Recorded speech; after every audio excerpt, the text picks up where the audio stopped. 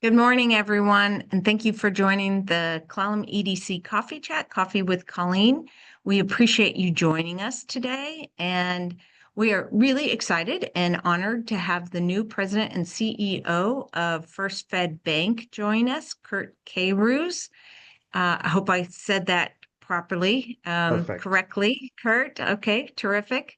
And so we're excited to meet him and allow everyone an opportunity to start to learn a little bit about Curt and the vision and the direction of our bank, First Fed Bank, which is the Olympic Peninsula's only publicly traded organization. So it's really important to all of us, as we all know, as our community bank, and then also, again, our only publicly traded company on the Olympic Peninsula. So a few housekeeping items before we kick it off. If you'll please keep yourself on mute. And when people join, I'll try to get them on mute as well. And then also, if you have any questions of Curt, we like to have this fairly interactive. You can either raise your hand and ask a question, or you can put your question in the chat and I'll go ahead and ask it for you. So with that, Curt, again, thank you so much for joining us today, and welcome to the Clallam EDC Coffee Chat, First Fed Bank, and our community. Take it away. Well, thank you, Colleen. It's really a pleasure to be here, and thanks so much for having me. It's definitely been whirlwind for me the last few months as I've settled into the seat. But I can't tell you, I've been in banking for over 40 years, and I'm having as much fun as I've had in my career. And I'll go into that a little bit as to why here in a few minutes. So I'll start maybe just talking a little bit about how I ended up here in Port Angeles, Washington. Um, Somebody who grew up in New Orleans, Louisiana, which is a far cry from here. And it's a little bit of a story about community banking, to be honest, that has a winding path, but hopefully it'll connect to why I'm here and why I believe so much in community banking and First Fed and our opportunities. So as I said, I grew up in New Orleans. My dad was actually a community banker. He started as just a mortgage loan officer for a mortgage company in New Orleans, worked his way up, and then eventually, when he made it to his 50s, he was president and CEO of a small community bank in the suburbs of New Orleans. So that bank had 60 million in assets, 60 million, and you compare that to First Fed, we're over 2 billion in assets. So far cry, excuse me, a far different scale. And I got out of college. I studied accounting, got a degree, got out of college and moved away to Dallas, to the big city, back in the early 80s to make my career. And I went to work for one of the 10 largest banks in the country at the time. I had ambition, and I thought, I'd go work for big banks and do big things. Um, as I was in Dallas, kind of getting going in my career, and unfortunately, my dad's community bank in New Orleans didn't make it through a recession in the early 90s. His bank was shut down by the FDIC, had too much exposure in real estate. And then a couple years later, my dad unfortunately passed away suddenly. And before that, in between that, he had, back in the days when he was a loan officer at a community bank in New Orleans, he had a woman come into the bank who wanted a mortgage on her home. She was a single mom, had two sons. She wanted to send them to a good college. All she had was her home, and she had gotten a chemistry degree in at LSU, and this was the 1960s, late 1960s, and she couldn't really find a job to make a lot of money, so she would read the classified ads. So this story gets a little rambling, I am going to bring it back together. She went into the bank and wanted to mortgage her house. She had seen a classified ad for a restaurant that was for lease purchase. And she thought it was a good idea. And she went in and leased the restaurant. And she thought she was making a go of it. And she wanted to buy the restaurant. So she wanted to get a mortgage on her house. So my dad and went to his boss, and they basically turned this woman down 5 times. And the sixth time, she was so persistent, they ended up making the loan to her. Her name was Ruth Fertel. Ruth Fertel was the founder of Ruth's Chris Steakhouse. So that start was a woman in the 1960s trying to get a loan. And in the 1960s, a woman couldn't even get a credit card without a husband or spouse signing on the card for it. So That's just, crazy isn't it? Right? I mean, and insulting. yes, both. You put that in perspective of her willpower and determination, and it's a great story. So fast forward to the early 90s, my dad's bank, as I said, was struggling. Ruth and my dad had become close friends. We had a hunting and fishing camp down in the bayous of Louisiana where Ruth grew up. She taught me how to hunt. She taught me how to fish. She eventually taught me how to gamble one day in Vegas years later when I was old enough. And just an amazing woman. So we're very tight. My dad was on the board of the restaurant chain, and then she was on the board of my dad's bank. As my dad saw the bank struggling, he worked with Ruth to get the franchise for Seattle, Washington, for the Ruth's Chris Steakhouse. Put it in I have 4 brothers, there's 5 of us, put it in our names. So this is how the story's coming together. I tell you, it's a long one, but it does come together. So my dad's bank got shut down. So he moved up to Seattle to run the restaurant, the steakhouse, and he did pretty decent with us. And then unfortunately, 2 years into it, he had a massive heart attack in his sleep and died. I was about 30 years old at the time, off Wow. working for a big bank, as I said. So I go back to the funeral. And again, this is a $60 million bank. There were over 400 people at my dad's funeral. And I asked his best friend, who was a chief lending officer, I was like, who are all these people? I don't know these people. He's like, well, these are all people that your dad through the bank helped out or touched or, impacted at some point in time. And the reason I tell this long story is because it really relates to why I'm here. So I had a successful career in banking over the last 40 years. Started out big banks, worked at some of the largest banks in the country.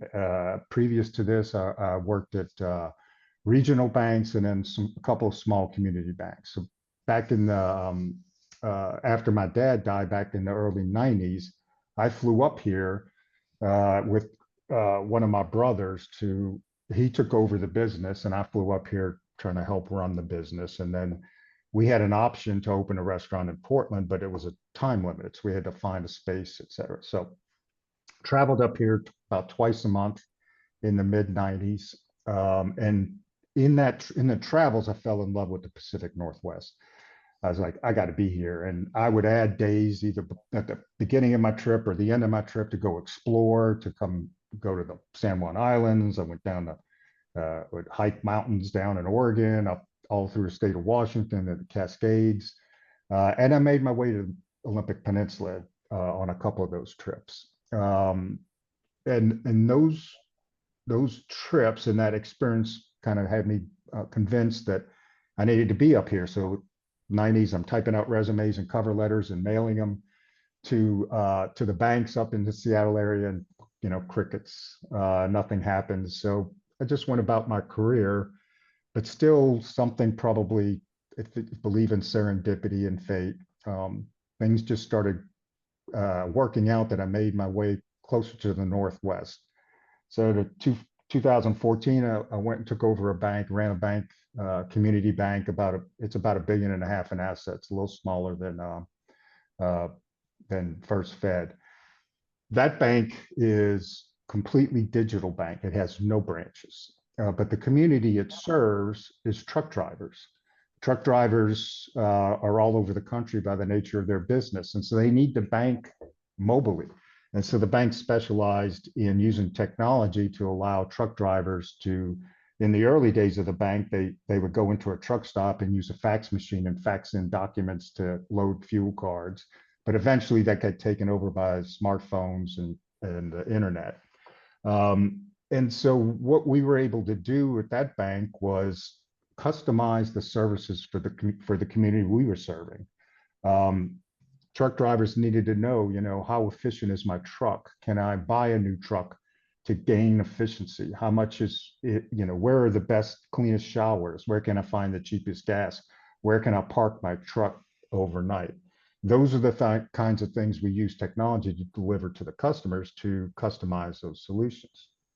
So made my way up to the Pacific Northwest about 4 years ago, and then this opportunity came up. And the minute I heard about the opportunity, I was interested.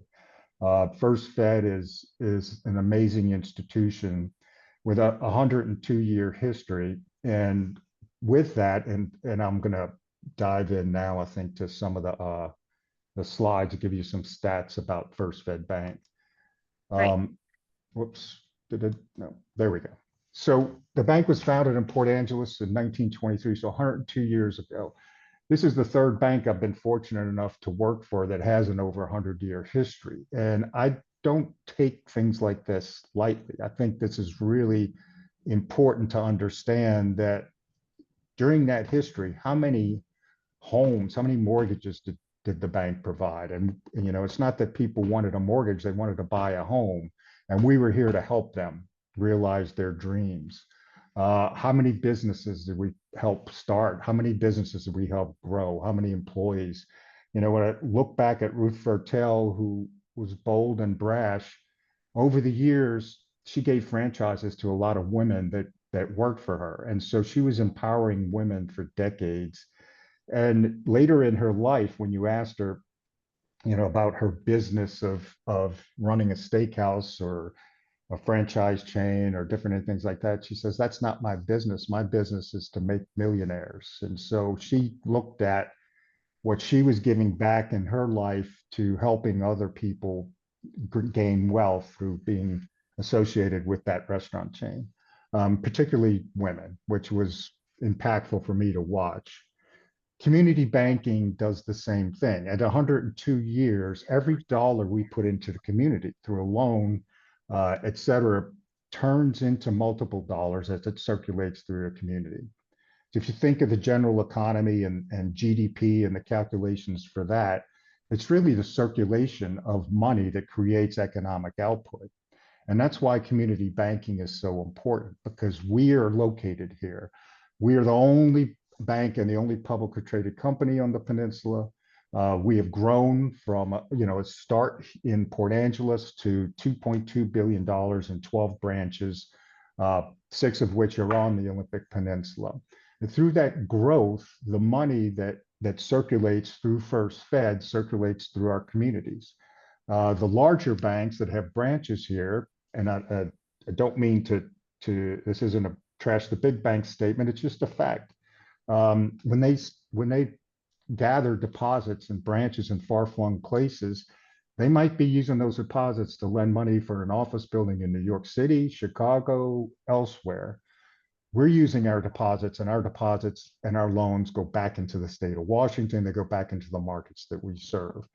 And that multiplier effect by circulating the money in our communities is really important. And that's the real beauty of community banking. And that's why it's important to me when I take over a sacred trust of an organization like this, that we figure out how we're going to find the next 100 years to serve our communities and be here. With that, right, I'll talk a little bit about our mission and our vision. And our mission is to improve the lives of those who we serve. And I talk about this a lot internally, that our mission isn't to provide just the best customer service or the best customer experience or fair products. Our mission is the success of our customers, not just good customer service. Good customer service should be table stakes, right? That shouldn't be something that you aspire to, you think is going to set you apart. That should be just the basics. For us and our teams, we're looking at how do we lean into small businesses, individuals, and help them realize their dreams. And everybody, no matter where you are in the economic journey, in your own personal economic journey, we all want access to a bit more than where we are. We want to aspire to that next rung of the ladder. A community bank reaches in from the bottom rung of the ladder to the top rung of the ladder, and we help people make all those steps along the way. So whether it's getting your first house or saving money to send your child to college or get a better education or you know different entrepreneurial type of endeavors to start businesses and employ people, all of those different things and those dreams are the things that community banks lean into. And why is it different than a big bank? It's because we are part of the community. We're leaning in and we're looking at individuals and small businesses as something unique, not as a formula or do they fit into a box. How does this potential business, how is it going to employ people? How is it going to support the community? How can we help it? What do we know that's different, that stands out, that doesn't sit on a credit report or a credit bureau report? How can we lean in with our knowledge of the community and make a difference? And every bit of that, every incremental difference, again, is a multiplier. So if we can find a way to make a loan to a small business that otherwise they couldn't get it, then that turns into more dollars in our community. As our community becomes healthier economically, we as a bank by extension are. If the community is not healthy, we're not going to be healthy. And that's another tie of community banking that I think is important to understand. We survive symbiotically with our communities. We thrive or we don't thrive. So we want to create prosperity and wealth. And we do this through our strong values, right? Optimism.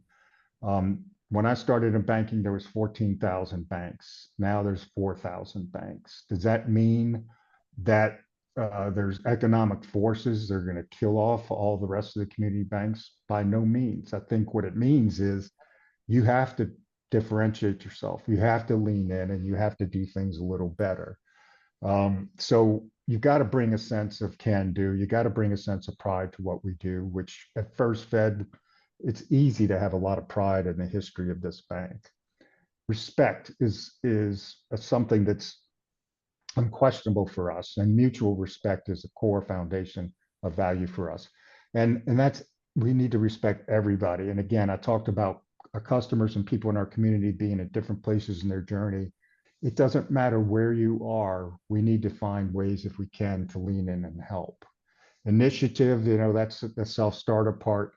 Growth comes from healthy economies and healthy support. That will come by through the nature of doing our business well. And then ownership, right? We are part of the community. We need to feel like we're owners of the outcomes of the community. Community giving, and this is a part I want to talk about again for a few minutes. We put dollars in to our community, and that turns into impact. So here's the dollars that we give, right? So on top of lending money, we've put out over the last few years, $400,000 plus $1,000. We also donated over $10 million in 10 years through both the bank and through the foundation that the bank has established and supports. That money is important because, again, those dollars in the community circulate, and that's economic growth amongst itself. But also, on top of that, we donate time, and it has the same effect when we donate our man hours into the community. When we donate our time as a bankers, that turns into money that a nonprofit or different organization didn't have to spend on salaries or goods donated, et cetera. And we go in there and our people contribute hours. Those hours turn into economic output because we're helping homeless people get into homes. We're helping educate people on financial education so they can understand how to manage debt, how to get buy their first home, how to do things of that nature. And these solutions in our communities are not singularly focused, meaning when we talk about homelessness, or we talk about youth intervention, and I've been involved in community banks, or more involved in this than most industries. It's more than just providing dollars to get somebody that's homeless off the street. You typically, it involves things like leaning in to make sure they They can establish identity. A lot of times homeless people lose their credentials, right? You miss those parts of it. If you don't have an ID, you can't open a bank account. If you don't have a bank account, you can't rent an apartment, right? If you don't know how to manage your money, you're not going to be able to stay housed. And so financial educate. Oh, and the last part of that's healthcare, right? If you're not healthy, if you can't find nutritious food, if you can't get your health in order, you're also not going to be able to have a stable job and serve rent. So all of these things work together. And as a community bank, our money, our time, our cooperation with the other entities out there that are in there doing the work, lean in and hopefully we're part of a holistic solution to solve problems in our communities. And if you're picking up that I'm passionate about community banking, that's true. And that's why I'm here. I'm at the point where I guess I probably could technically have retired, but being involved with a bank like First Fed and that community impact is too appealing for me. And it's a lot of fun. For me, I've dealt a lot in youth intervention. I have two kids that are now teenagers that are adopted through foster care.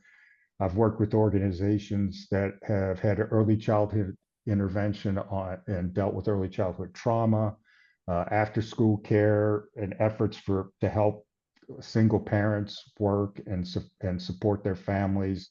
Homeless youth intervention, and currently on the board of Cocoon House that provides services to intervene and help homeless youth get off the street. All of those things would not have happened if I hadn't been engaged in community banking or my ability to get engaged with these kind of efforts. So it's helped me find a passion of things that I can make a difference in. And when you get into those organizations, it does get down to the granular level is how can we help one person? And that if we help one person, then that usually networks out and it spreads. Because again, one person off the street housed with stable employment leads to potentially establishing their own family, building their own stability, and paying it forward. Those things that happen with community banks that are direct impacts in our communities are really important to me. In back to the community service for First Fed, this is just a listing of some of the impacts, some of the organizations we work with, both locally and across the different markets we serve in Washington. I was fortunate enough to have been at the Dungeness Crab Festival, had a blast. My son even wore the Ollie the Otter costume. I was out there for a while, meeting and greeting and taking pictures. Habitat for Humanity also was able to attend breakfast recently. Some of these other organizations I will be getting more engaged with as time goes on, but you can see that we've all volunteered 265 hours with 20 nonprofits over October 2025. That's some impactful giving back into the communities. We hope to continue this. The health of First Fed Bank helps us engage with the communities to build upon what I think are very impressive stats. Some other organizations that we support, around, there's so many of them, it's really hard to put, a few on the slide and feel like we might be leaving out some. Some of the stories that we get involved with, with micro businesses, we've worked with the Western Washington Small Business Development Center, Whatcom County Foundation, and provided small business micro lending in Whatcom County. We're looking to do other things like that in different areas we serve. And so we have, the capability to bring private and public monies together. When we can't lend, we have other things that we can give as a community bank back to our communities to help get some of these services off and running, to give them the spark that they need to really make an impact in their communities. Our teams are out there across the markets we serve, finding ways where they can give back, where they can make impacts, and they bring those to us. We also, as I mentioned, we have a foundation that was started in 2015 established through a gift from the bank's holding company, First National uh, no, FNWB. I'll use the acronym better. That's easier. That foundation has given grants in excess of $7.3 million in the 10 years that it's been established. So you can learn more about that at firstfedcommunityfoundation.org/grants. You can find the links to our website. So, we have a lot of tools. We have an ESOP here, so we also have employee ownership. So, we're about as mutually conducive to helping our communities be healthy and strong, I think, as you can imagine. As we look forward, what do the next few years entail? We're leaning into technology. We're leaning into how we can use technology to support our customers. And so, as I've mentioned, I've worked at banks that are completely digital. I ran a bank that used leverage technology significantly. First Fed has leveraged technology very successfully to date.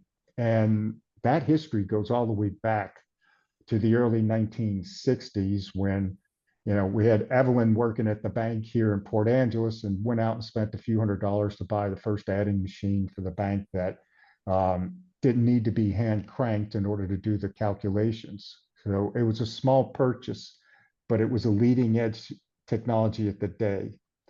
Throughout the history of the bank, bringing things like ATMs and other technology to bear has always been part of who we are. Just because we're 100 years old does not mean we haven't been keeping up. Today, the bank behind the scenes has some of the best technology available to us. We're going to work to continue to use that in the background so that we can serve our customers better and hopefully create more success stories.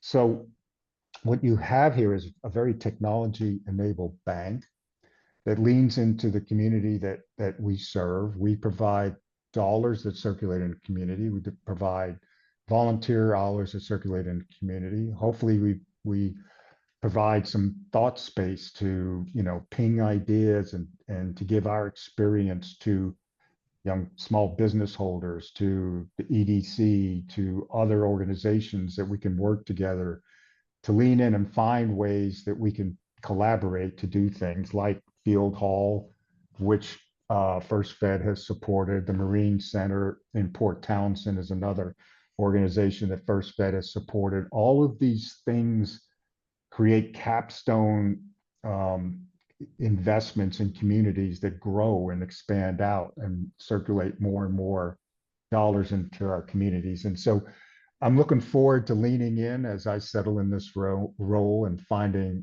more ways that First Fed can support different organizations.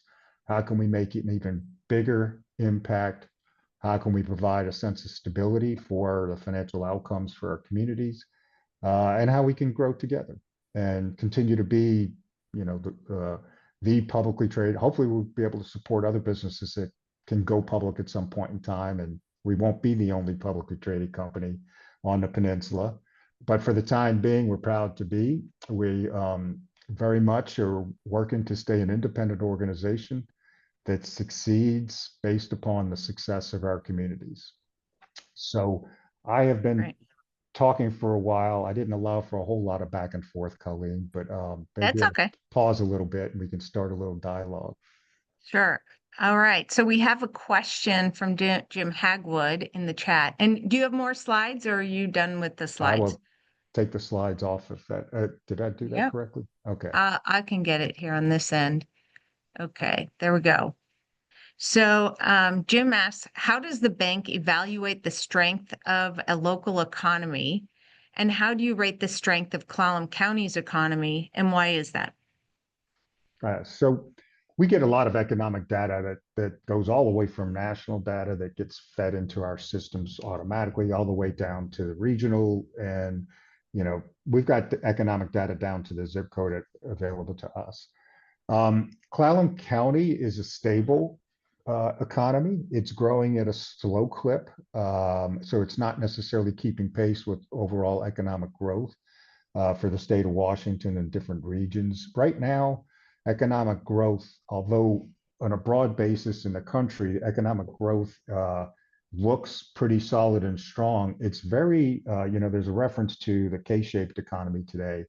The growth that's coming today is two-pronged, and there's a lot of large growth, if you read the articles, in the general economy fueled by data centers and investment in AI, things of that nature. And then a lot of businesses aren't necessarily seeing economic growth. So we've got a split economy today.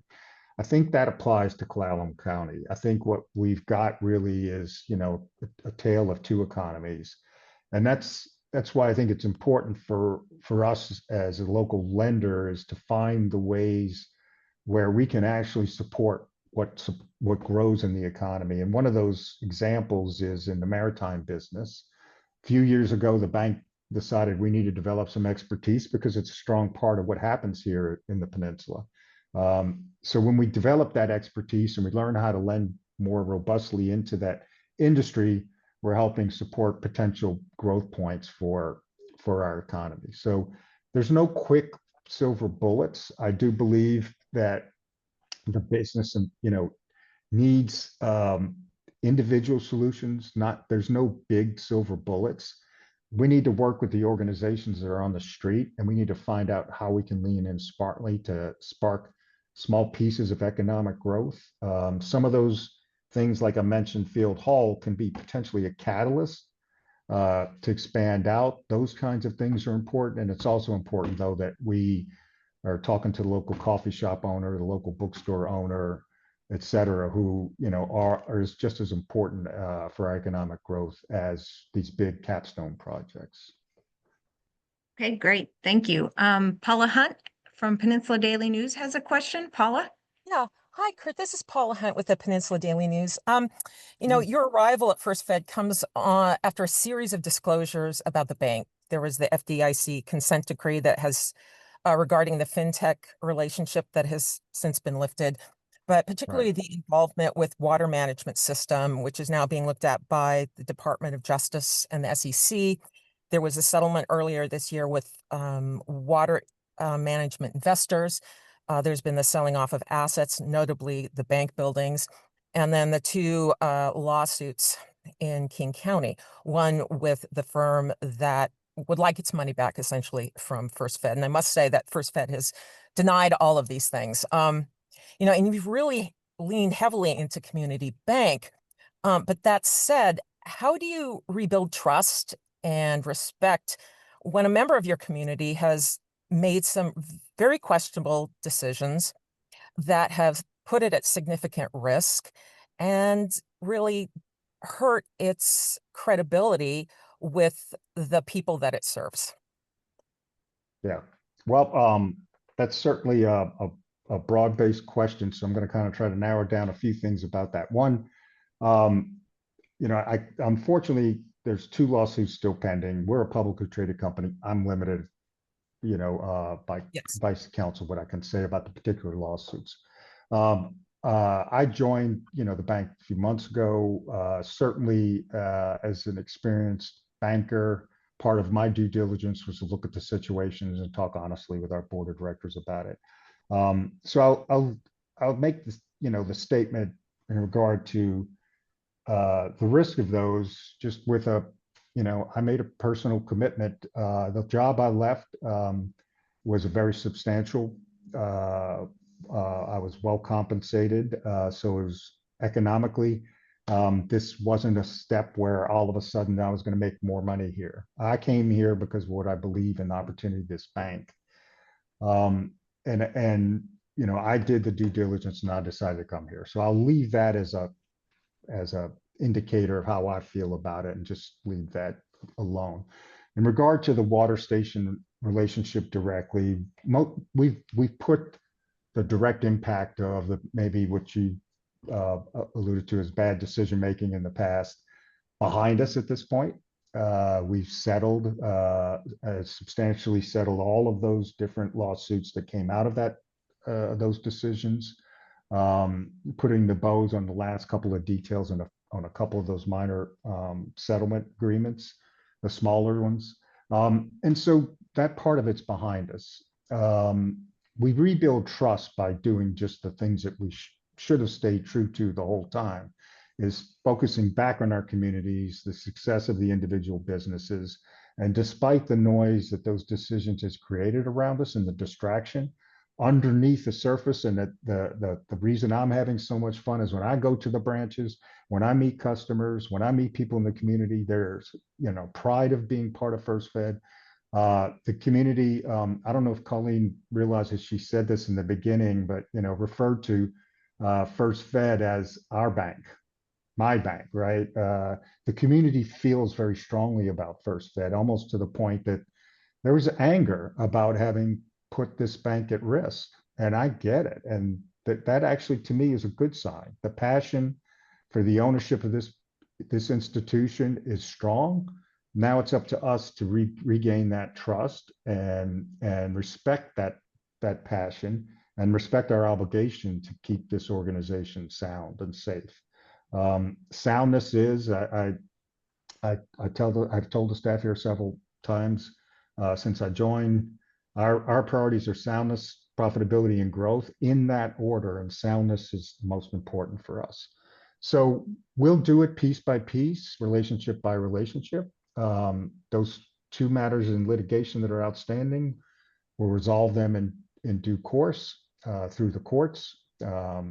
Just as you said, we feel strong about our position, and I'll leave that with that. So hopefully that answers your question. Yes, thank you. Thanks, Curt. So we've got a couple more, a comment and a question in the chat, but I wanted to ask you about your vision as the top leader of the bank. So every leader that comes in and takes over sees things that, are going well and sees things that they'd like to do differently. Can you talk about how you would like to see the bank pivot a bit, both internally and what we might see externally? Yeah, I think a big part of the pivot, I mentioned that the bank has some strong technology. We do. We haven't leveraged that technology fully to help serve our customer base, and that's what we're working on behind the scenes. The good news is, because of past investments in technology, the bank is in really good shape in terms of we don't have a ton of future investment necessary from a dollar standpoint. But what we can do is take that technology, and particularly in the data analytics side of it, and utilize that to look and get insights to help our customers. One of the things that's available in technology now is helping a small business owner understand what their cash flow forecast is, and how how are they going to make payroll in the future, and do they have enough cash flow? Do they need to borrow money? Have they overextended themselves? What does that look like? How can you collect receivables faster? All of that, those insights can be aided by analytics on the data. And if you think about whether you're a consumer or a small business owner, the transactions that flow through your checking account, right, indicate what's going on in your financial world, right? How do you collect payments? What's the predictability of it? How do you pay your bills? So we're bringing the best of that technology to the marketplace and building products that help our customers succeed better. And so that's kind of a last mile build. We are, I try mostly to hesitate using buzzwords, but we can't avoid AI in our world today. As consumers, it's already populating everywhere. For a bank, when I look at, I read an article this week or over the weekend about saying that AI now was consuming over 50% of the content it was consuming was generated by AI itself. So it's eating itself. And I was like, well, that's an interesting concept.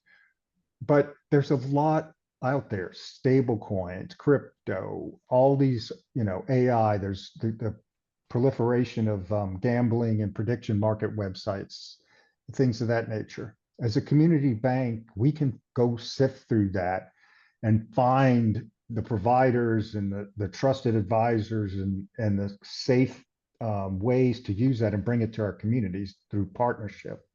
I talk about the technology. We're working on the data that's in here and making sure it's secure and safe within our bank, And then can we apply AI to that data, use our skill set to sift through to avoid hallucinations and other things within the AI, and use it for our customers, for our employees to help customers faster with more confidence. So curated use of those technologies to make sure that they're trusted, reliable, and then using them to deliver insights. So long way of saying it, I think we can take the scary parts that are out there in the tech world today that I think are getting more and harder for people to understand where they can go, who they can trust. We can use our skill set to vet through that and bring curated solutions to the customers that are more trustworthy. Interesting. Thanks. So Jim had a comment. He said he would urge First Federal to push out economic analysis, maybe through a community breakfast or something like that. That, there's obviously Employment Security Department, Department of Revenue, Bureau of Labor Statistics, they all publish data. So often, though, that data is aggregated at the federal or state level. And so it's really hard to get good data at the community or county level.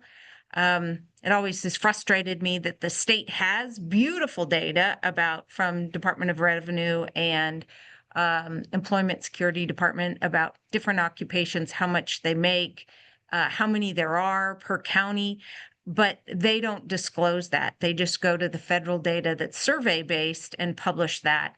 But if you did have economic data that was particular to a community, particular to a branch or something like that, and could share that from an aggregated standpoint, I think that would be really helpful to those of us that are working in the business and economic world in Clallam or Jefferson or wherever. And that would just be really helpful to us.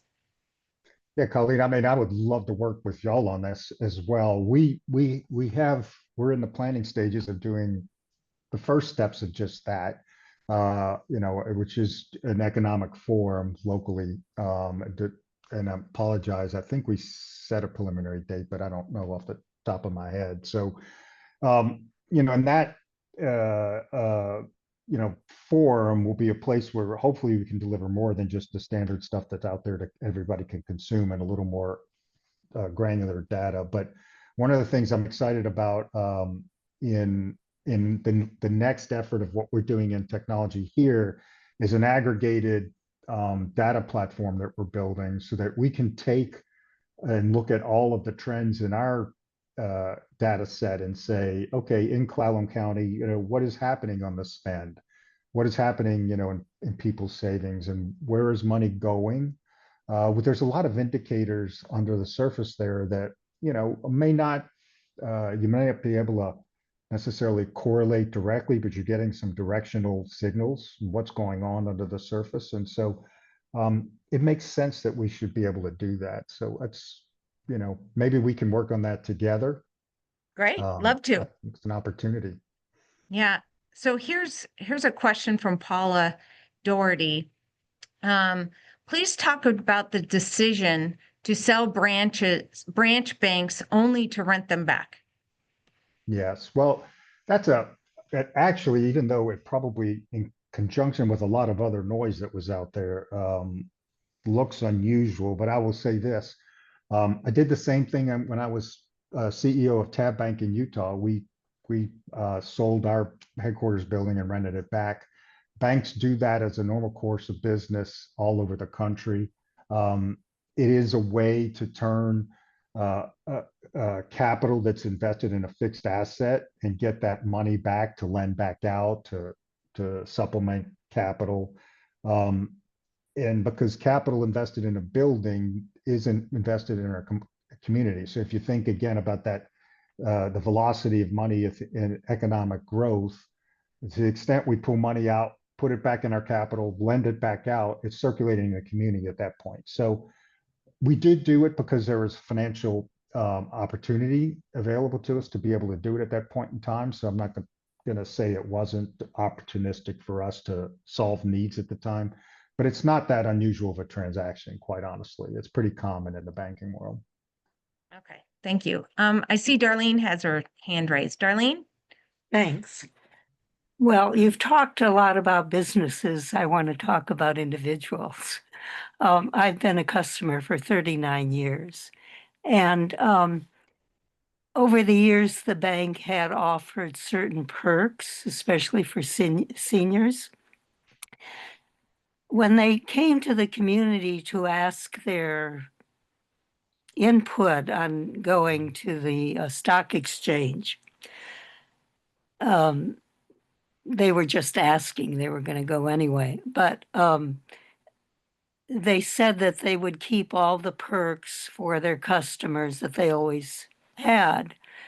The minute they went on the stock exchange, they took those away. I've had to argue over the years to keep mine. And more recently, I think this week or must have been last week, they refuse to give them to me anymore. They don't, the new staff, they're younger. They don't even know, they didn't even know what I was talking about, said they never existed. Said that they'd have someone from the bank call me back. They never did. So I'm disappointed, to say it mildly. Darlene, can you give an example of the perk you're referring to? Or a Well, they perk? were giving free checks to seniors. There were other things that might be a little outdated about some copying, making a number of copies for people those years. Today, everybody probably has a copier, a couple other things. You Yeah. could go back, Curt, 40 years and look at at your documents. Yeah. Darlene, thank you. First of all, thanks for being a customer for that long. I mean, that's significant.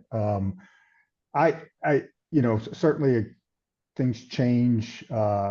Services, if we can't provide them, if there's not a broad demand for them, they will kind of wither away. But I will say this, what you're touching upon is something that I've actually been thinking about a lot over the last few weeks, because, everybody jokes about banks and free toasters when you used to open a checking account.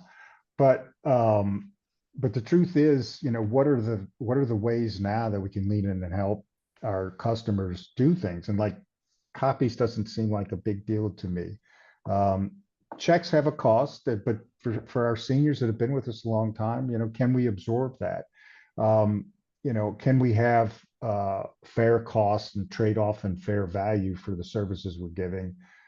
Because the deposits you keep with us are valuable to us. That is a bank's inventory. So it makes sense. I think about how we can lean in. Can we partner with OMC to make sure that there's programs for the seniors that keep seniors active, are able to get out of the house, have exercise, things like that? Can we provide services that help different parts of our community in a smart way? All of that should be stuff we're discussing. I can't promise we can do everything that everybody wants or maintain every program we've ever had. But the concept of what you're talking about is, where can we do things that make a difference for our customers and don't cost us a lot of money or minimal effort? Then we should be doing those kinds of things, and we should be looking at them seriously. So appreciate your comments. I do believe this philosophically, we need to look hard at all of those things. And if it's minimal for us in an effort to get it done, we should be doing it and help our customers. So we'll take that back and see if I can't help you out with that, Darlene. Appreciate, again, you being a customer, and we'll work on finding programs and ways that we can do better in the future. Great. So, I had this thought when you were talking about economic analysis of Clallam County or Port Angeles or Sequim and or Port Townsend. And, we do have a couple other community banks that are very involved, Kitsap, Sound. And have you guys ever have you ever thought about working together to produce like some kind of analysis, like this is what we're saying, is that what you're saying? That's really for the betterment of the whole and would really uplift community banks in our county.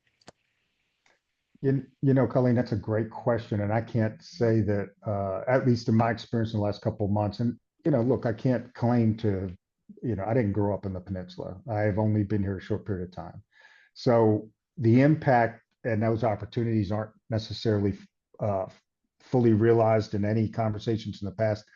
I can't speak to them. I will tell you though, philosophically, I believe that's a really good idea. I have belonged to an organization that is a consortium of about 60 community banks across the country.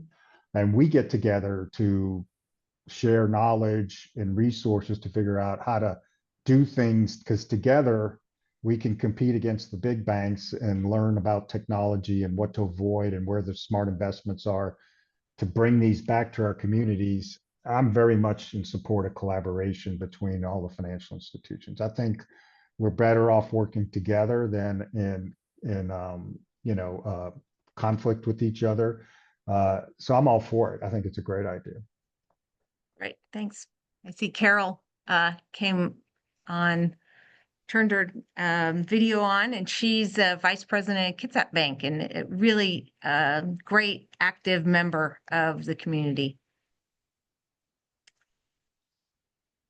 Oh, we can't hear you, Carol. Oh, still nothing. Okay. Yeah, I was having the Great. same problem right before we started. So luckily I got mine figured out, but yeah. Well, I saw that in the comment about that Carol put in there about Community Bankers of Washington. Yeah, I mean, those organizations and working together, I mean, it is absolutely something we should be doing more of. I have found in the state of Washington that there's, a general, friendly, competitive environment, but we understand that as community bankers, we're all under attack. We're under attack from the big banks. We're under attack from financial technology companies, the fintechs of the world. So these digital banks like Chime and some of those big ones, companies like Robinhood, who, yes, they're providing digital banking services that are flashy and et cetera, but they're also introducing, younger people in communities into poly markets, right? So it's gambling. So you're allowed to invest money on prediction markets, which I don't think is a good idea. Easier access to riskier investments isn't necessarily a story that ends well. And so community bankers, we lean together. We need to help bind, Carol talks about in the chat, fraud prevention, financial literacy.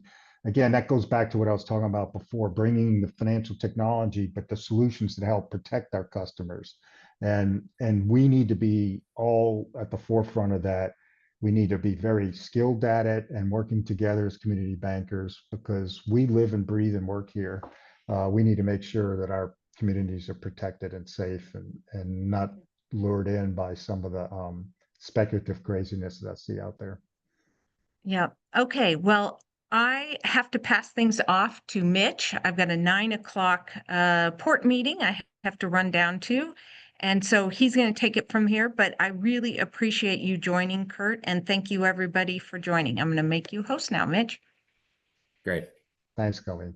Thank you.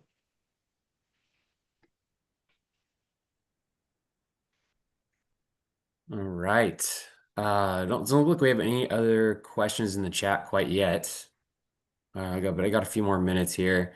Curt, my first bank account was First Fed. I think I was 4 or 5 years old. My parents set one up for me. So kind of the same situation, probably 25 years ago. Yeah, so thank you for coming on and telling us your story and how you got here today. I'm the communication manager for Colleen EDC.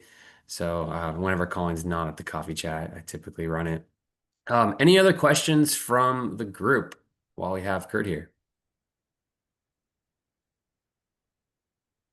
Man, you might be off the hook. That might be it. Yeah, well, that's all right. I don't know if that's a good thing or a bad thing if I bored everybody, but I really enjoy being here.